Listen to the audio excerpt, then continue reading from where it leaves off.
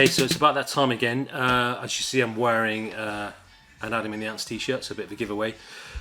So we started with the 5 diamonds and a dud, this new kind of episode that I'm going to be doing. So we did Duran Duran last time. Now I've chosen Adam and the Ants / Adam Ant, so my top 5 albums and a dud. So I'm a massive fan of Adam and the Ants. You know, if you've seen my top 20 albums, you know they're always in there. So again, I'm not going to go over a lot of the information, especially one of the albums that's in this little list as well. So for my 5 diamonds and a dud, this time around, it is Adam and the Ants in Adam Ant in a solo project. To me, it's all one. So my number 5 for my favourite Adam Ant album is Adam Ant Strip. Now this came out in 1983. It was his second solo album. Had a couple of hits on it. Had Puss in Boots. It had Strip. Also Phil Collins was on this album, so he played drums on both them singles, and I think he produced a couple of tracks from the album as well. If I can be quite honest, there was a couple of good tracks on here. Away from the singles, like Libertine, which I think appeared later on, Playboy. For me, this is where kind of Adam Ant, I started kind of wane a little bit with his music, and I thought it was getting a bit too kind of theatrical and a bit too kind of theatre, to be honest. But there was a couple of good tracks on it. At this point, I was still a fan, but this is where it started to wane with this album, and that's Adam Ant Strip. If you haven't heard it, it's a good album. The sleeve as well was fashioned on actresses Jane Russell's famous photo from Howard Hughes' 1943 film The Outlaw. I've never seen it, but I have seen this kind of imagery before. The back, so again, it's all about him wearing his kind of pirate shirts and all that kind of stuff. And then on the inside, you've got a great photo. Obviously, if you kind of fancied Adam Ant, this would have been great. And obviously, there's his new kind of logo, which I wasn't a fan of. It was a lady done up as Puss in Boots. I think, again, the logo started to get a bit more kind of theatrical as well. So for me, this was kind of the last of, for me, the great Adam Ant, really, to be honest. And that was Adam Ant Strip. For my number 4, for me, this should have been an Adam and the Ants album. And it's basically Adam Ant, Friend or Foe. I love this album. I was living in Cyprus at the time this came out. And I remember hearing, I think Goody Two Shoes already been out. Already got this number 1, great single. And to show you the split of Adam and the Ants and the solos, it was so fast. The initial copies of Goody Two Shoes came out as Adam and the Ants Goody Two Shoes. So for me, this should have been an Adam and the Ants album because the split was so sudden. They went solo, and to me, this is still Adam and the Ants. So I wrote this album, Marco Proni, again. And this peaked at number 5 in the UK. It's kind of weird considering he had a number 1 with Goody Two Shoes, really big. I think it was 6 weeks at number 1 or something. And this came out in October 1982 on Epic Records and CBS in the United States. For me, there's so many good tracks on this album. Like the first single, Goody Two Shoes. I think they released Goody Two Shoes and Friend of Foe as a single. Friend of Foe as a single came out, got to number 7. Then they released the album, got to number 5. And then he released a completely different sounding Adam Ant track, Desperate But Not Serious. I'm a big fan of it. I think it's quite dark. But I think it lost a lot of fans because it was very dark, very broody. It could have released other songs from this album. Here Comes the Grunt, a great one. Place in the Country was awesome. I was quite surprised that was never a single. But for me, I've always considered this album an Adam and the Ants album, not just an Adam Ant album, Friend or Foe. And obviously he changed his style then. He stopped wearing all his face makeup. But I still like the look with the guns and a few sashes and the cowboy boots and or the pirate boots, should I say, and this shirt. So I did like his look. Again, I think this is his just verging over to being a bit theatrical, but it's a brilliant album, and I really loved the inside sleeve as well because it was just snapshots of that particular time, shooting a video for Goody Two Shoes, and there's a great picture of him and Marco at the back because obviously Marco was still his writing partner. It's a great album. I still listen to it now. I love the singles off it. I'll say if I choose one track from it that I really love, I'll probably say Friend or Foe because I still remember the first time I heard it. Again, I was living in Cyprus. We had one radio station. It was a Sunday, and they played it. And it's the first time I've ever heard that particular single because I remember it came out before the album. And I love it. So it's probably Friend or Foe is probably my favourite single from that. And that's Adam Ant, A Friend or Foe, my number 4. My number 3, it's quite difficult actually because I really do love this album. And at this point this album came out, I was obsessed. I was an ant, without a doubt. It was a big album, and it was basically Adam Ant, Prince Charming. I mean, come on. I mean, this album was, even though it didn't do well as the other albums, I'm quite surprised because there was 2 #1 singles off this. You had Stand and Deliver, you had Prince Charming, and then the last Adam and the Ant single was Ant Rap. It's got a bit of information in here. So it came out in November 1981, and this is the first album to feature Gary Tibbs on bass, who replaced Kevin Mooney, who is the bassist on the King's Wild Frontier. 2 hit #1 single, Stand and Deliver, Prince Charming, Ant Rap, and it's got to #2 in the UK charts. I don't know what kept it off #1. I'm quite surprised. But I just remember going down and buying this, and just like the Prince Charming video was out, so we knew this look. The first pictures of this started to appear in the magazines, because remember, we had no internet, and so you literally found out through magazines or listening to the radio if something was coming out. I remember the first pictures of this album came out, and I was just like, oh my god, that's incredible. I absolutely love that. And the fact that it was not long after Prince Charming where everyone loved his look for the Prince Charming, and then it was on the sleeve. Brilliant. And the whole sleeve is great. I mean, I think the band looked great. I mean, Gary Tibb looks amazing. You know, and obviously the band Terry Mill, Marco Proni and Merrick. But one thing I did like about it, if you remember, if anyone's seen the video or remember the video, the scene in the Prince Charming video where in the hall and they're doing that famous Prince Charming dance that everyone does, every 80s party or anything like that, everyone will do it. But the inside, I mean, that was just incredible. I didn't know what to do, put it on my wall, stand it up, I didn't know. But I absolutely loved this. The tracks on it I thought were really good. I mean, this is definitely typical Adam and the Ants. A couple of tracks on it I thought, bit iffy. I mean, they went for 5 Guns West, obviously kept that theme going from the King's album as well. That Voodoo's really good. I love the way that kind of switches up. Scorpios. I think Rumour Mill going, I think that was supposed to have been a single. But I think after the failure of Ant Rap and then the Ants splitting up, it never came out as a single. I think it would have done really well. You got Picasso Visits Planet of the Apes, again, which is a really old Adam and the Ants single. You've got Prince Charming, you've got Stand and Deliver. Now, the version of Stand and Deliver, I like this version of the album better than the single, because this one just fades out, just keeps going, and then the instruments start dropping out until it's just him singing. And I thought it was a great version of that. Marley Club, Ant Rap, which I absolutely love, and a lot of Ant fans really don't like Ant Rap, but I absolutely love it. And you think about the time it came out, it's kind of forward thinking really. Rap wasn't really a thing at that particular time. I thought we'd done a great job. The only track I didn't like on here was SCX.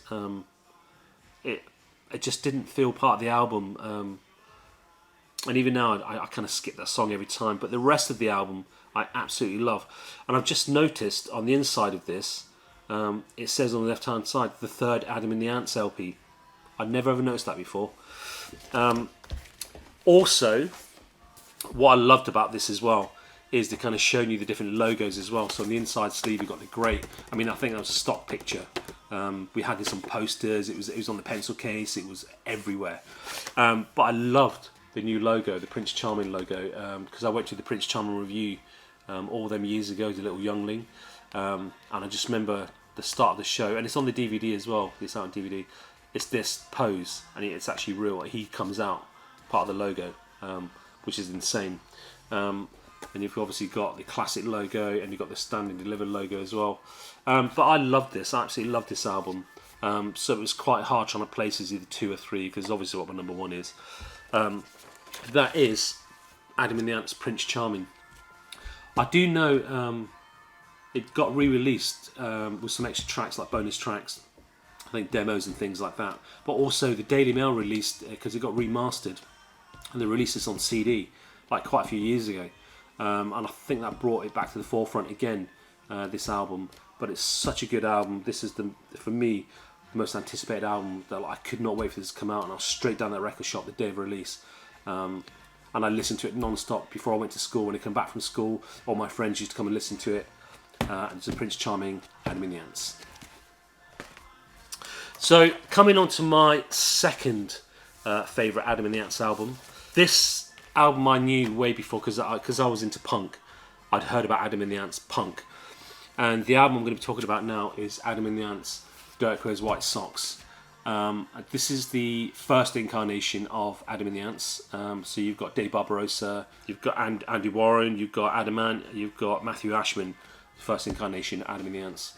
I've heard a lot of stories around this time because I worked with Dave Barbarossa, became really good close friends with Dave Barbarossa. So he used to tell me a lot of stories around about the time of the punk scene, as Adam and the Ants as a punk band and working on his album, and all the politics, and also the fact that he showed me a lot of the memorabilia of Adam and the Ants. He gave me some as well. Thank you very much, Dave. And it's so good seeing the first, for instance, like Young Prisons. He showed me the first idea what the cover was supposed to be looking like before the actual finished one, and it's just so good seeing that. And this album here, it came out in 30th of November 1979, and I remember this coming out because I'd heard a lot about Adam and the Ants, and I remember I bought the Xerox single, which I absolutely loved, and then this album came out, and I couldn't stop playing it. Things like Car Troubles Part 1 and 2.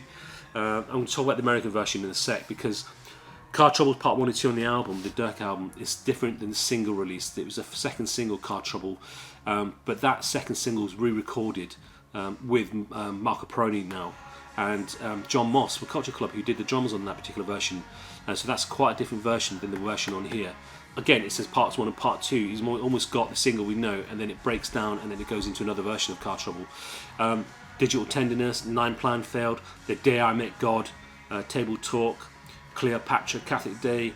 There's not one bad track on this album, and I think it's such a forward-thinking album. It was kind of where punk should have gone, and I absolutely love this album. I really do.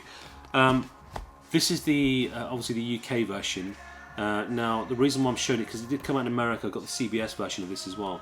It was all to do with the British film icon Dirk Bogarde, as Dirk Wears White Socks. The band Adam and the Ants. So the band disbanded after this, so Adamant had to find a new band. Dave Barber, Matthew Ashman went on to form Bow Wow Wow, and Lee Gorman, who also was in Bow Wow, didn't have anything to do with this album, but he'd done one concert as a bassist with Adamant, and then followed Dave and Matthew to form Bow Wow Wow. Andy Warren, the other guy, I had to find out what his name was, left, and he, another old Adamant band member, Leicester Square, and they formed the Monochrome Set. So from this one record, a lot of bands were formed. Again, Bow Wow Wow, I absolutely love. To me, that was Adam and the Ants Mark II. And we're going to do some kind of shows on Bow Wow Wow. But it's such a great album, and if you haven't heard this album, don't expect things like your Prince Charming or your Stand and Deliver, or this is very kind of raw, very new wave. I'll say, instead of punk, it was kind of virgin, leaving the punk era, going more new wave, post-punk we call it. And that's the Dirk Wears White Socks album. This is the reissued album, which was really good. It kept the same artwork inside. It came out white vinyl as well. It got reissued on Adamant's own label, and you got a little fanzine inside as well, which is great. And you got a poster inside, and you got some like stickers from the original kind of Adam and the Ants. You got the Dirk postcards as well. Got the Xerox sticker, the Ants sort of stuff that used to be around at that particular time or reproduced. The poster itself is the Xerox single poster. So that's a good one to have, because it did get remastered for this version. So that is definitely a good one to have. I do have the original that I bought. But yeah, Dirk Wears White Socks. Now I'm just going to show you the American version of it. Very different. Now they took the front photo from one of the early punk videos, Adamant videos. Now noticeable on this, the Adam and the Ants and the Dirk Wears White Socks, they don't have, I don't know why they did that. Like if you look at this one here, they've got the through the socks, the little line, you don't have it on here. The S on the original, it's a Z, Adam and the Ants. I don't know why they did that. This is a good version of the album, I've got to say, but they took off on this version, on the American version, they took off Car Troubles Part 1 and 2 and replaced it with the single version of Car Trouble, and they also took off Family Noise and they put on Whippin' My Valise, which was a B-side to one of the singles. I do like the American versions because I know when they released the American version of the Kings album, they put on Press Darlings, which again was a B-side. So if you haven't got this, definitely hunt this down. This is a completely different kind of run for the record itself. And what's really weird about this, this is the original Punx, other than the Car Trouble and then Whippin' My Valise, I think was with Marc Almond. But the inside, it's just got him and Marc Almond, who didn't really have much to do with the album.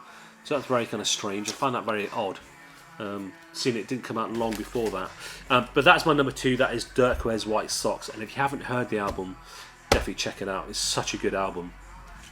My number 1, I'm not really going to spend that much time on this because I've already done a massive piece on this when it came to the top 20 albums.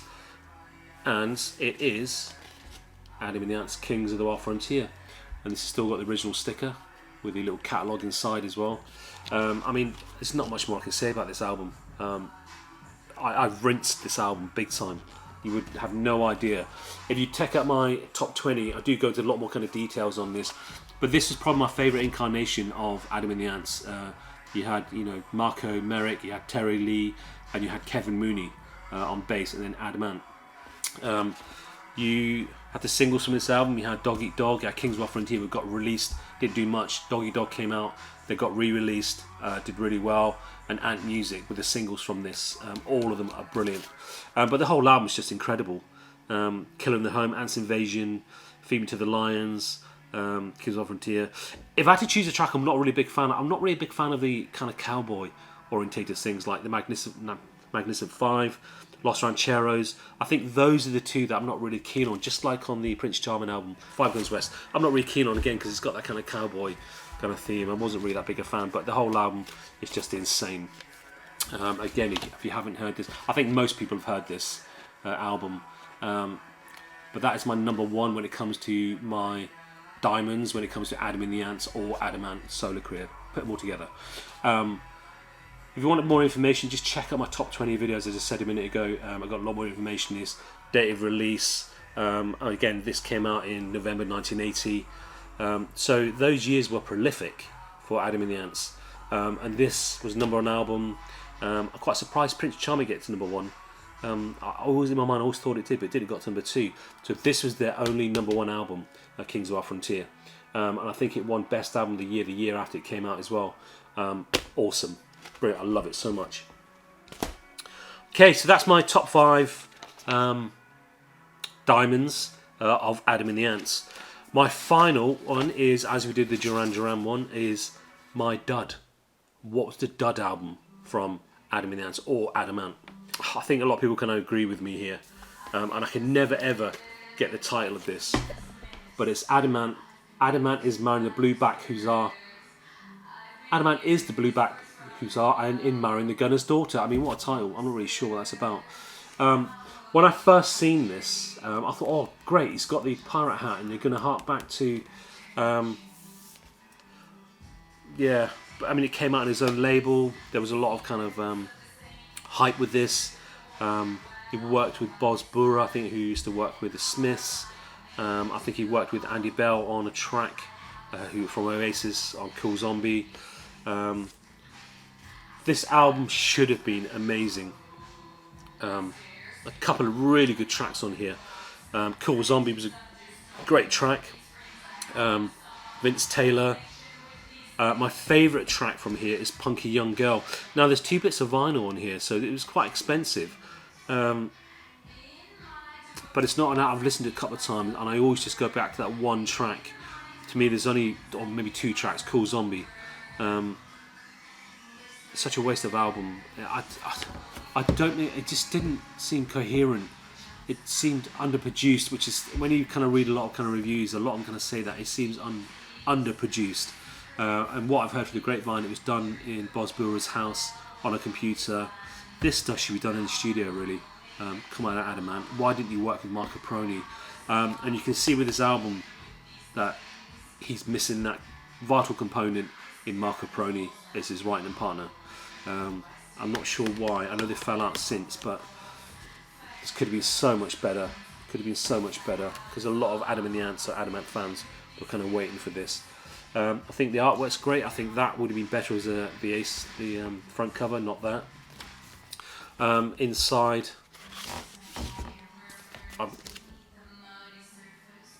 I'm not really feeling it really, to be honest. It's such a shame. It doesn't look good. If you hark back to the imagery when it comes to the King's album, Prince album, the Dirk album, this is not really forward thinking. I thought it could have done much better with this. Sorry, Adam, if you're watching this, I do love you, man. Spoke about 5 albums, but I really got to kind of really go digging deep with this, and I just hope that you work on some new stuff. One thing I do like about this though is the bottom of this. You've actually got all the logos ever of Adam and Ants and Adamant, so it's quite good to see them all in one. But I just hope that when you do work on some new stuff, because there was rumours he was working with Marc Almond on an album before they fell out and they just scrapped the whole thing. I'd love to see or hear what they've been doing, and I hope to God, as time goes by, those two geniuses will kind of come back together and work on something and just give us one more final album as Adamant or Adam and the Ants, or get the Ants together, do something, because you still have a massive fan base. So that's my top 5. So my top 5, going from number 5 is Strip, going to Friend or Foe, then going to Prince Charming album, then Dirk Wears White Socks number 2, and number 1, which was Kings of Wild Frontier. And my dud for this time around is Adamant is the Blueback Hussar in Marrying the Gunner's Daughter. What a title. And that's my dud. So what do you think of my top 5? If you're an Adamant fan or Adam and the Ants fan, what do you think? What are your thoughts on my list? Am I right with my dud, or is one of the other ones a dud? Is my number 1 correct, or would it be something else? Put all your comments below, man. Let's have a debate going on your Adamant top 5. Send me your top 5 and your dud. Let's see what you got to say about it. But thank you very much for listening to this, and I hope you enjoy my 5 diamonds and a dud. Thank you very much.